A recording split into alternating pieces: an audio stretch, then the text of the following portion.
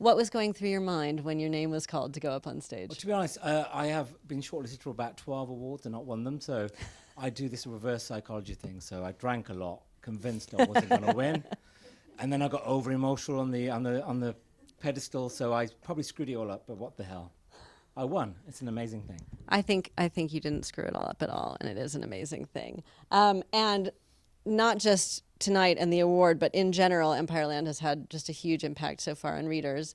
And you've done this wonderful thing of sort of sharing some of the reader responses. Was there any particular response to the book that really stood out to you? Reader responses. Actually, reader responses. They go between the positive ones and the death threats. So let's hear a bit about both.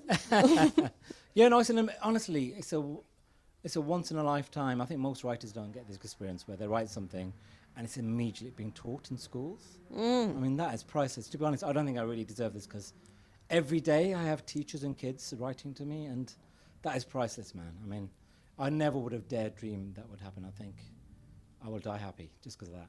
That is really, really beautiful. And it's interesting to think a little bit about the sort of wider infrastructure that the book is having an impact on. And also, in terms of that infrastructure, the British Book Awards is very much about the authors and about the books and about illustrators. It's also about the industry which delivers those books and delivers your ideas to readers. And I'm just wondering, obviously this isn't your first time being published and you're a journalist, so you're used to some of these things, but in terms of the publication of Empire Land, was there any particular part of the process that was particularly surprising or interesting to you?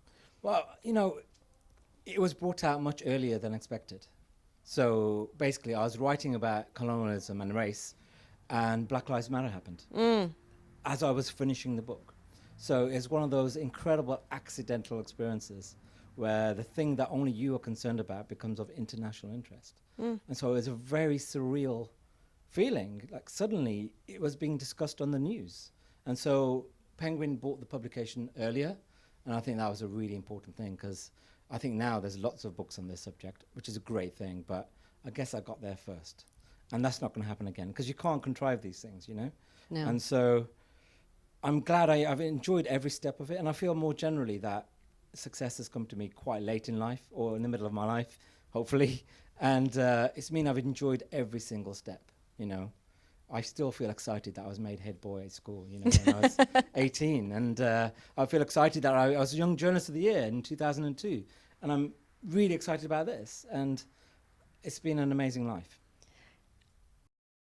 It's interesting to think about your career and your career trajectory and all of these things that you're proud of. Was there ever anything else that you wanted to do? If you hadn't been a journalist, would you have been something else? I think a lot of writers are frustrated musicians. And I used to think it was a terrible thing that I wasn't a musician and blah, blah, blah. But actually, I now know musicians who are my age. And it's a very, very difficult industry to be 45 in. Yes. It's a young person's game. So actually, I now realize I'm in the best possible industry because writing books is a great thing to do as you get older. So it's all good. It is all good. It's all good. You got me on a rare positive day. That is kind of the idea. Yes, that is so. definitely If I can't be the happy goal. now, then I really need to sack my therapist. We'll give her a call tomorrow and see how you're doing. One place where this book has been particularly resonant is with bookshop customers and bookshops across the country. Do you have any particular favorites in terms of bookshops? Any particular bookshops you really love? Well, to be honest, any bookshop that exists at the moment, I love them.